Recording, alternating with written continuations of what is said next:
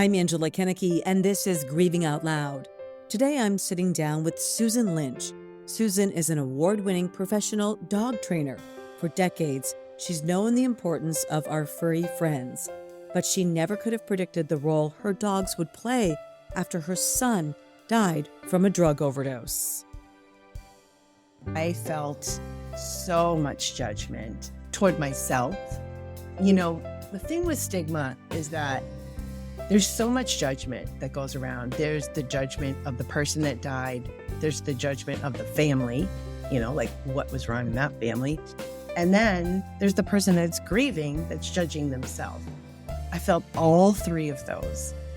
I couldn't share the cause of death with anybody, and I didn't tell my family. I didn't tell my parents. I didn't tell anybody for 2 years.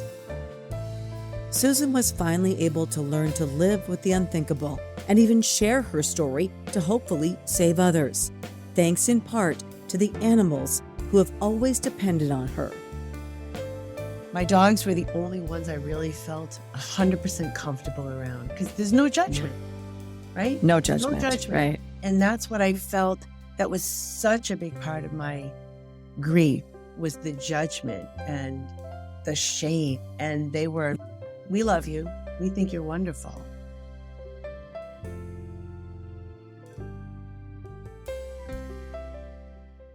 Thank you for listening to this episode of Grieving Out Loud.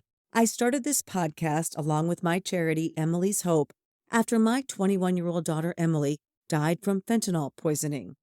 I hope by sharing my story, along with the stories of others, that we can raise awareness about our nation's devastating drug epidemic, get more people into treatment, and prevent others from ever experimenting with drugs to begin with.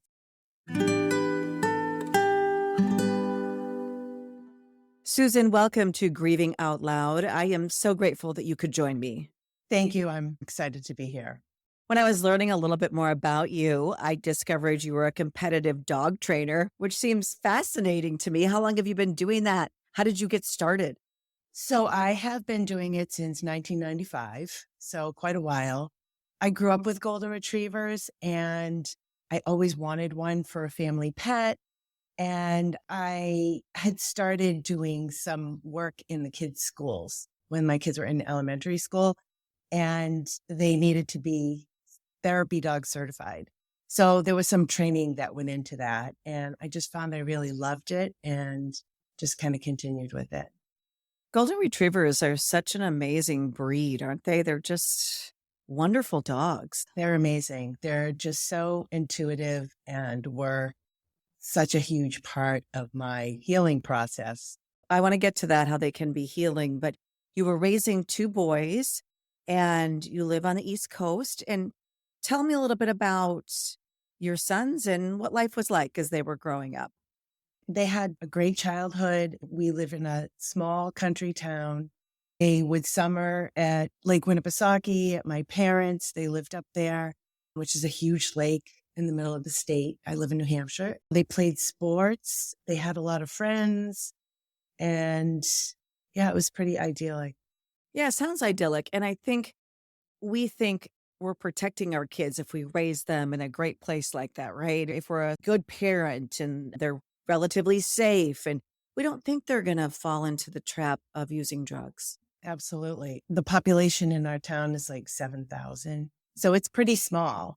We have a lot of farms here, and it's just everything about it says healthy. But as you know, drugs find their way into every class and every kind of town. Yeah, I just spoke to students in a smaller community, and I got the overarching sense that people in the community were more worried about once these kids left the town, which, maybe they should be. But I said, hey, they're everywhere. They're right here, whether you think they are or not. Every small town, every community now, and with the danger in the drug supply, it's scarier than ever. But just the ease of access of drugs is out there. It's incredible. Yeah. So Kevin died in 2015, and it just seemed like it was one after the other. It seemed like every 5 months there was somebody else in our community that was dying. Well, let's talk about Kevin. Tell me about what kind of kid he was. So he was very charming. He kind of came out that way. He was funny. He had a lot of friends. He played sports as a little kid. He wrestled when he was in high school. And somewhere around, I'd say somewhere around 17, he started smoking a lot of pot. He loved music, and he was really into like the Grateful Dead and the jam band scene, and started going to music festivals over the weekends. And then he did go to college. He went to school for a year, and then he came home. And that was really when I saw some real depression. He felt his life was going nowhere and really struggled. He had a dead-end job. And so those were some really hard years for him. When he was 17 and he started smoking weed, were you worried about that? Oh, absolutely. I was like, oh, God, Kevin, you reek. First of all, the smell just is everywhere. And, it affected his attitude. He didn't care. And he was just like a lot of kids trying to self-medicate. What was he self-medicating for, do you think? He did not do well in school. Academically, he always struggled. And he was so well-liked and so social. And I kept saying, Kev, you don't understand what a gift that is. He used to go to these shows by himself just to meet people. Like, that's how open and friendly he was. And I said, Kev, you don't realize what a gift that is. Maybe you could use that in communications, or trying to like set him up and think of his life being productive. And he just could not see that for himself at all. So he drops out of college. He comes and lives with you. His job isn't that great. He feels bad about himself and his life situation. Is that when he started using more than just marijuana, or do you know? I didn't know. Yes, is the answer. He started using pills. And I remember thinking, I'm so glad he doesn't smell like pot anymore. That was what I remember. Like, oh, good. He's cleaning himself up. And I knew he was struggling with depression, but, I thought, well, maybe he's coming off of using marijuana so frequently. But I had absolutely no idea that he was using pills. He had basically switched. He did switch, and I don't really know to the extent of how much he used. I found out after he died that this was when he started, but he lived with me from 2010 to 2014. And in 2014, he was like, Mom, and he had been into some trouble. He had been arrested for marijuana possession. And he said, Mom, I got to start over. I want to move. I want to go to California. And I said, okay. He said, I want a fresh start. I have a job out there. I have a friend I can live with. And I said, okay, if you have any trouble out there, you can come home. We'll fly you. And he said, yep. And I said, I gave him my blessing, because I wanted him to leave knowing that I was supporting him, like that I believed that he could turn his life around.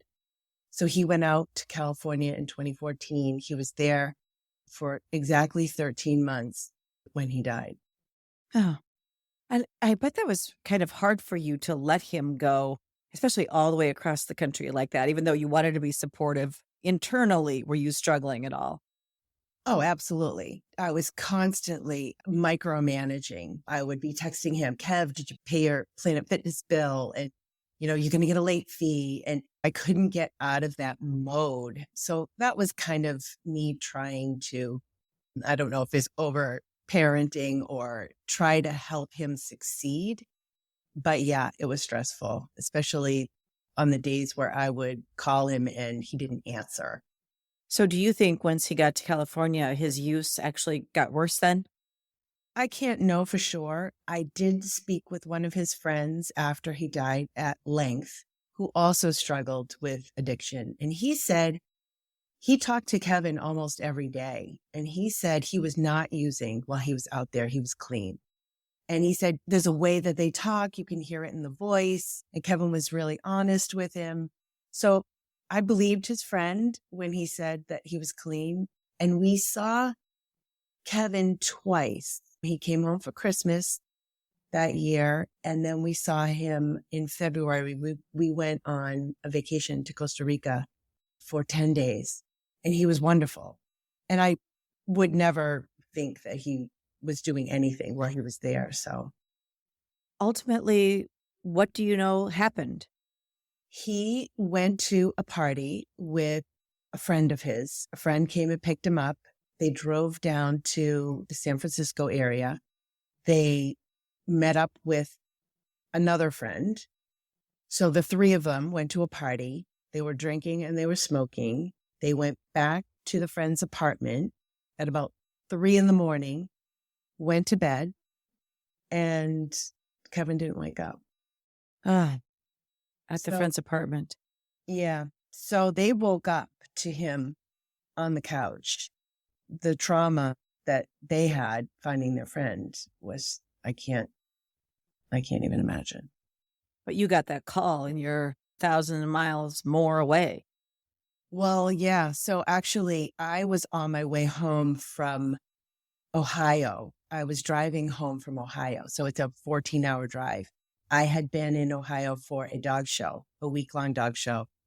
My plan was to drive to New York, stay overnight, and then finish the drive on Sunday. But as soon as I crossed into New York, I had a phone call. It was an unknown caller. I said, I'm not going to answer that.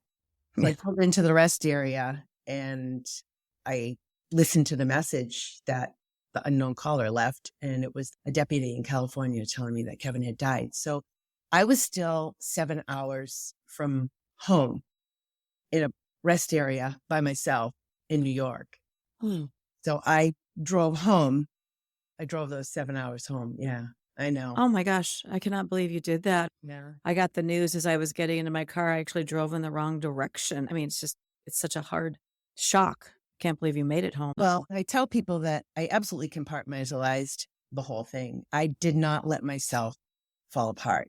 I just kept it all in. I'm like, I didn't have that luxury. I'm like, I got to get home. I have to get home. That's what I kept saying. And my husband kept calling me every 20 minutes and it was probably more like every 10 minutes. But it was, yeah, I ended up getting home at about 12:30 at night.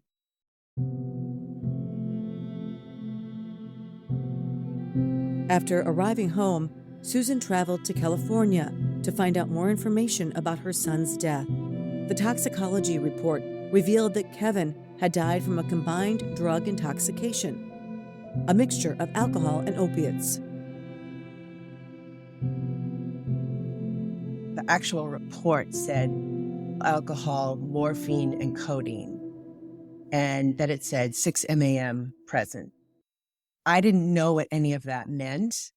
I would later learn that that's how heroin breaks down in the body. That's all really I had to go on. I ordered the autopsy and read through that. They didn't find anything really crazy other than that. Right. An overdose, an opioid overdose.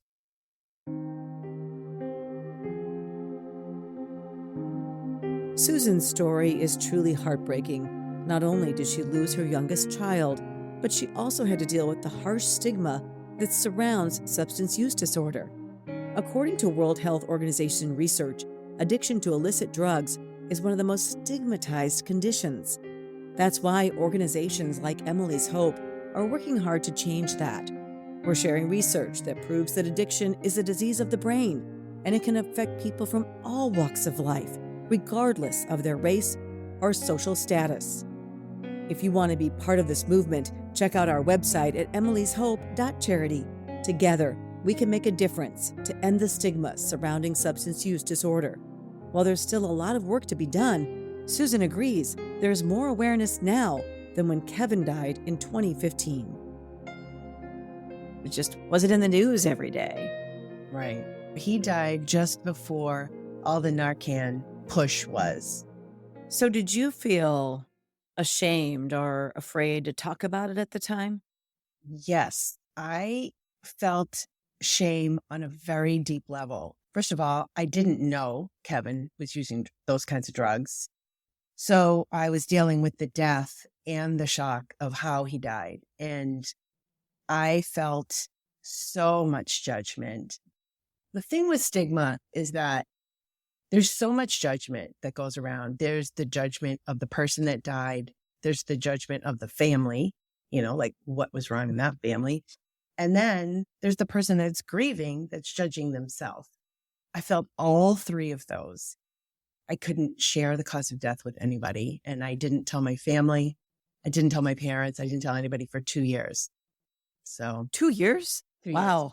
Yeah. That's a very long time. I totally get what you're saying because I thought my daughter was smoking weed and using Xanax, pills and pot. And I thought she had a problem, but I didn't know she was using a stronger substance like heroin. I had no idea. So then I felt just dumb. Exactly. You're like, how can I not know this? I was his mother. Like, what does that make me? Like, does that make me a bad Right. mom? So there was so many ways to be judged. This was what was going on in my own mind, but it is reality. So 2 years go by. You don't really talk about it. Did something change at some point? And if so, what was that? Yes. So because I wasn't sharing the cause of death, I was subjected to everybody's opinion on overdose, right? Because it was in the news all the time. And all it did was reinforce my shame. So I was like, just stuffing all of the anger and the resentment. And I couldn't even tell somebody my son died without them saying, oh my God, I'm so sorry. What happened? Like they wanted to get to those details.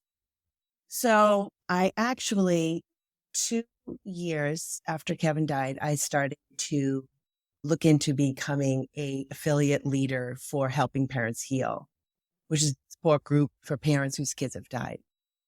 And I wanted to get some media press, some newspaper to let people know that I was doing that.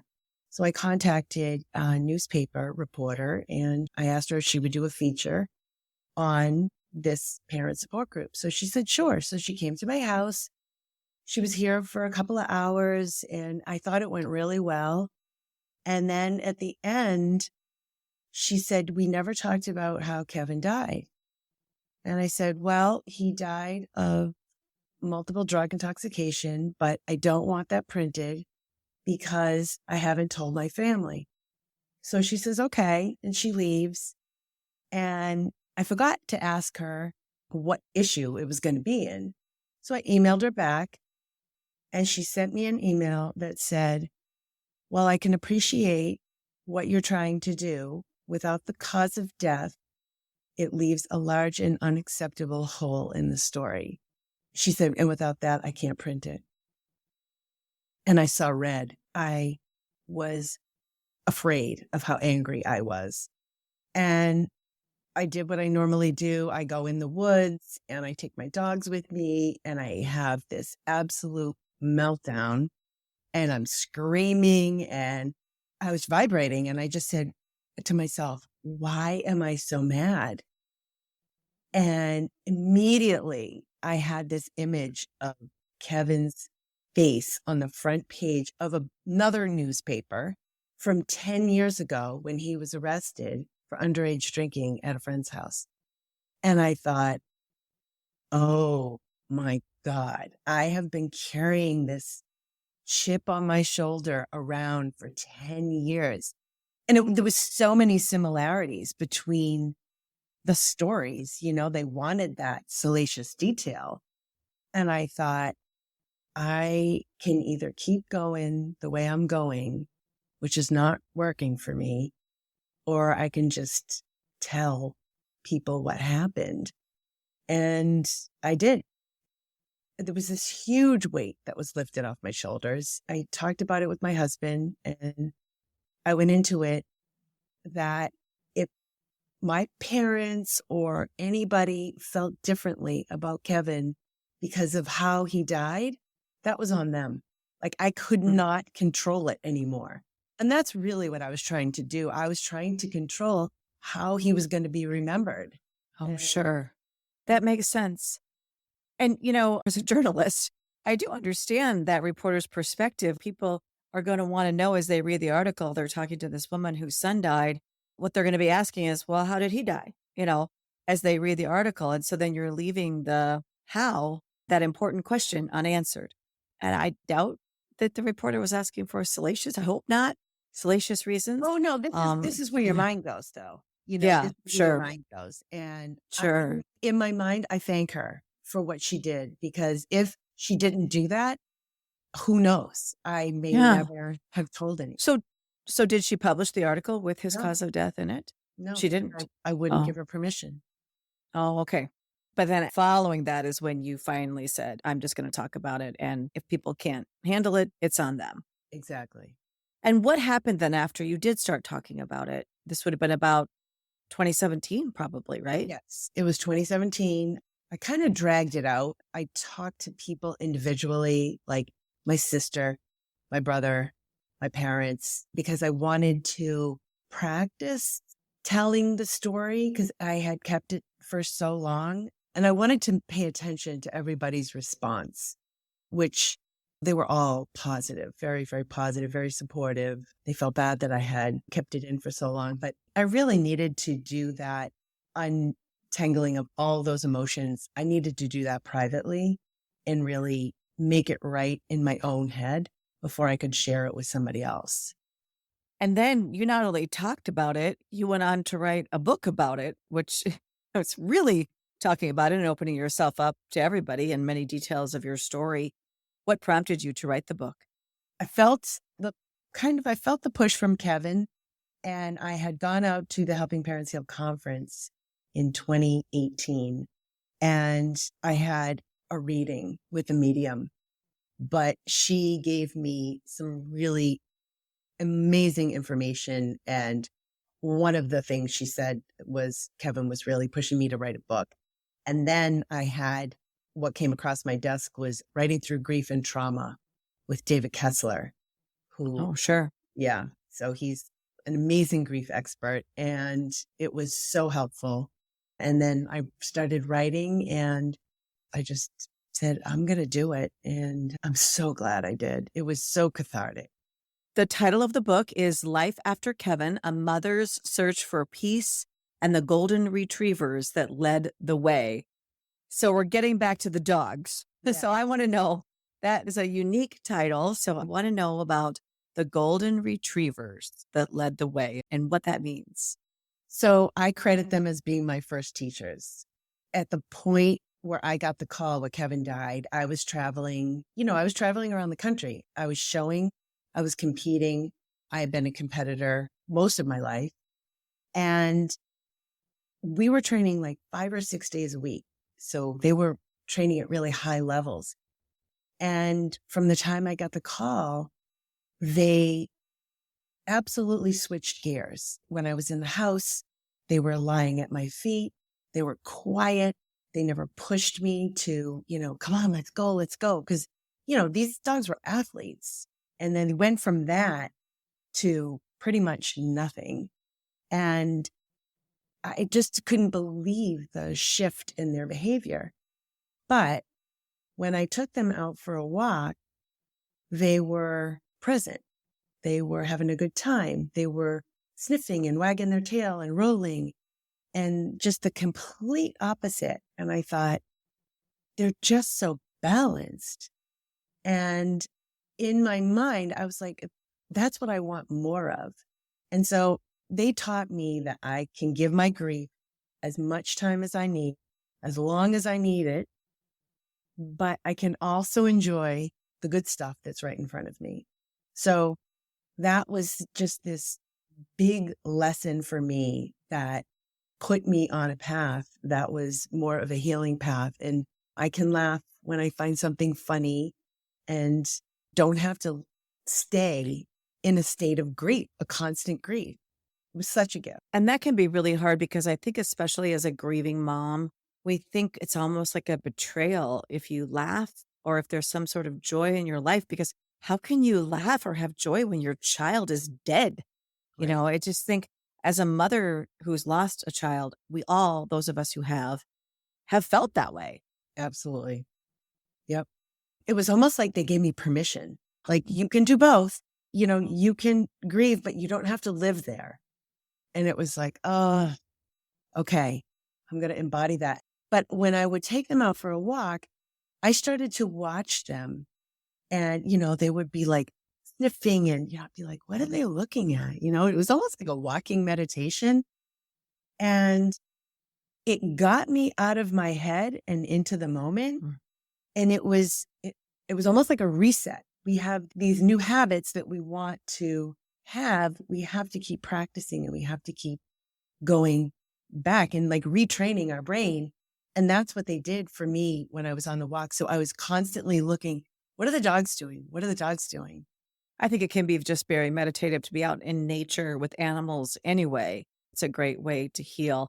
And I think that just animals themselves can be incredibly healing. We adopted a pandemic puppy. So my daughter and I, then my daughter left to go back to college. So it's my puppy. I have an ease in 2020. And I've had lots of other dogs before. Actually, this is my second one that I have right now. But I have found that dog to be so incredibly healing to me. It's just more the affection, just excitement when you come home and companionship and always there right by my side. And I think animals can be incredibly healing for the grieving. Absolutely. I think that my dogs were the only ones I really felt 100% comfortable around because there's no judgment, right? No There's judgment, right?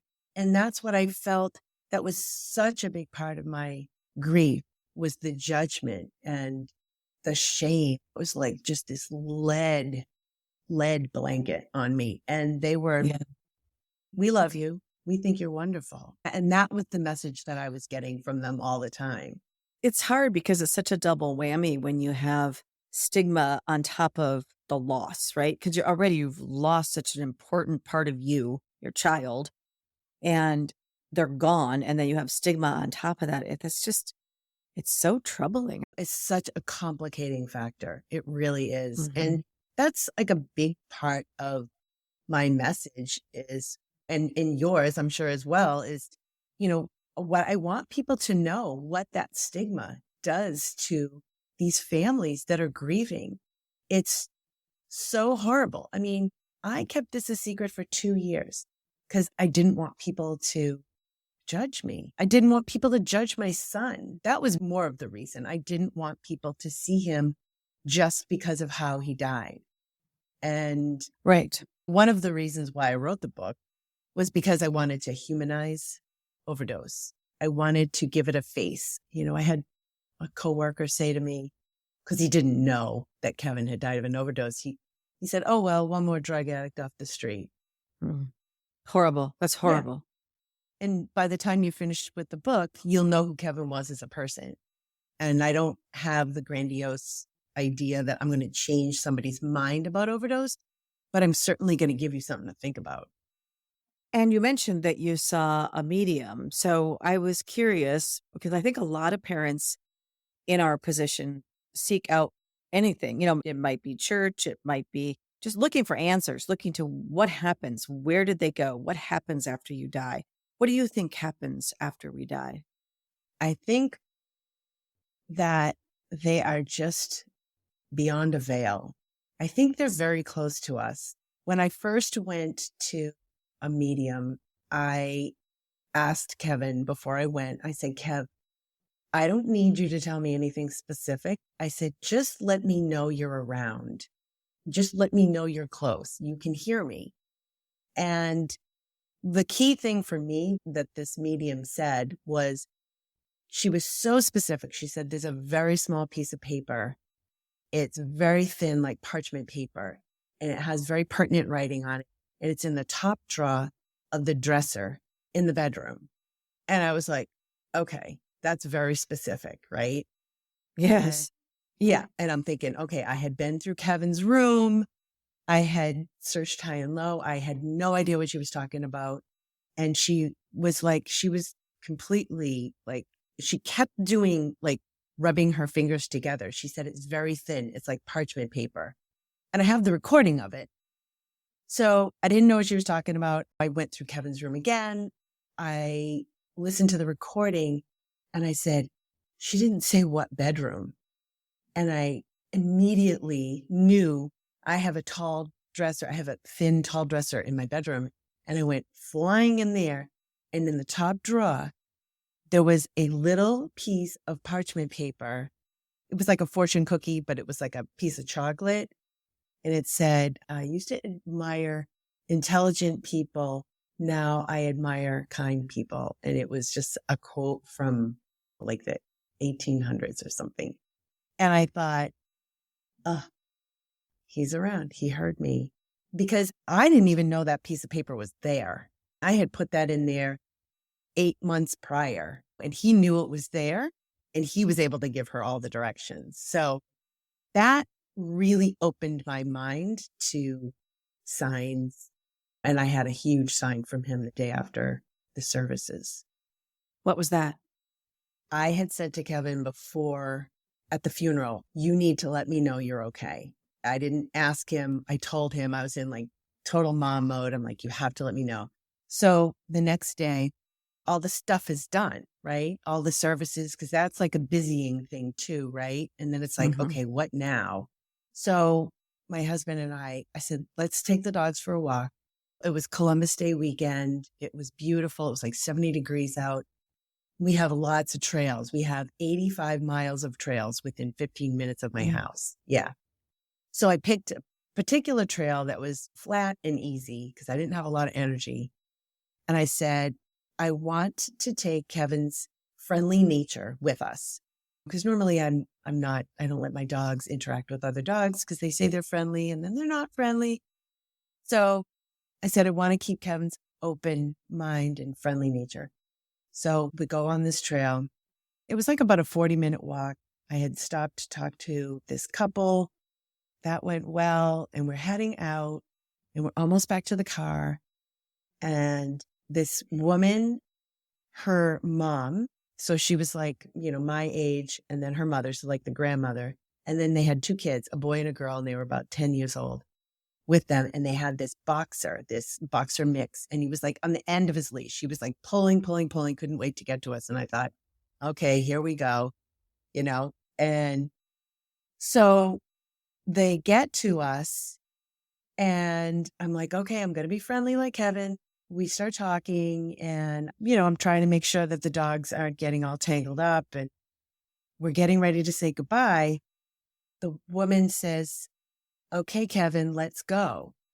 And I thought, when you hear your child's name and you're like, oh my God, what did she just say? So I turned around and I looked at her and I thought she was going to be looking at her son, but she was looking at her dog. The dog's name was Kevin? The dog's name was Kevin. And she said, let's go, Kev. And I was like, oh my goodness. So, because we told her and she started crying. And I was like smiling and crying at the same time, because if you knew Kevin, he was so funny and he loved dogs. And it was so in character. Like, I told you I'd let you know I was fine. It was like, boom, how did you like that? So. Have you lost a loved one to overdose or fentanyl poisoning? I'd like to invite you to share their story on our new Emily's Hope Memorial website called More Than Just a Number. They were our children, siblings, cousins, husbands, wives, aunts, uncles, and friends. So much more than just a number. You can submit a memorial today on morethanjustanumber.org. Do you feel 8 years later, has it been 8 years since Kevin died? It'll be 8 years, October 3rd. October 3rd. Yeah. Do you still get signs? Do you feel him close to you? Absolutely. When I decided I was going to write this book, I said I want it to come out October 3rd because that would be the 7th anniversary of his death. And I wanted to create something positive, almost normally the saddest day on the calendar for me. So I was writing a blog and I went on the National Day list to see if I could have like any additional links that I could talk about. And I started scrolling through October and I didn't have to get very far because it was October 3rd. And October 3rd is in fact National Kevin Day. Really? That's pretty amazing. I love that. Amazing. Yeah. So I was like, I started laughing and I'm like, of course it's National Kevin Day, right? Because Kevin was, he loved to be the center of attention. And so I was like, okay, there's my blessing from him. But yeah, I get signs from him all the time. Do you think it's changed? I feel like the first year after Emily died, I felt like year or two, the signs were more pronounced. I just feel like it changes as time goes by. Maybe I don't know how to exactly explain that. I feel like Kevin just guides me all the time. So I do feel like Mhm. he's with me all the time. And I think that for me, I don't need them anymore. In the beginning, Mm. I needed them, Mhm. absolutely needed them. It was so important to me to hear from him, because I was missing him so much. But now it's like I know he's close by. I know I can get there in my mind if I sit in his room. I sit a lot in his room and I'll meditate and I just kind of invite him in and just kind of sit there and I make time for him. So I guess that it has shifted a little bit. I don't get the Kevin the dog's Yeah. stories, Yeah. but I, That's kinda what I mean. Yeah. yeah, Yeah. but I do get like little nudges. And if something comes across my desk that's like, really helpful to me, I'll be like, oh, thanks, Kev. We have a lot of parents who listen to this podcast who may be very new in this grief journey. What advice do you have for them? Sit, sit with your grief, make time for your grief. It's just the hardest thing to do. But you know what? There is no way around it. It is going to be there. It's going to pop up. And I found that because I was hiding so much, I felt the only way that I could cry was to go in his room, close the door, and just cry because I was holding everything in all the time. And our society is just so bad at grief and, Yes. you Yes, know, they are. they're just awful. We are in Right. general. Yeah. Collectively, we, yes. We don't have So, time for it. Move on. right. Go back to Right. work. Yeah, Back to all work. those things. Right. Yeah. But our child died. That's a really big deal and it needs attention. And so I would go in his room. I used to like literally schedule time. I would go in his room and I would sit there and sometimes I would just cry. Sometimes I would journal. I would always talk to him. And when felt like I was ready, I would come out. And I feel like it did a few things. It got stuff out, right? And it created room for me to do something else. And I found that by doing that, I was less blindsided by my grief. So that would be my number one thing that I did that was helpful. Well, thank you so much for that. Thank you for sharing your story, Kevin's story, for writing the book. We're going to put a link to the book in the show notes. So I just really appreciate this chance to meet you and to get to know you and your story better. Thank you. Thank you. It was great being here.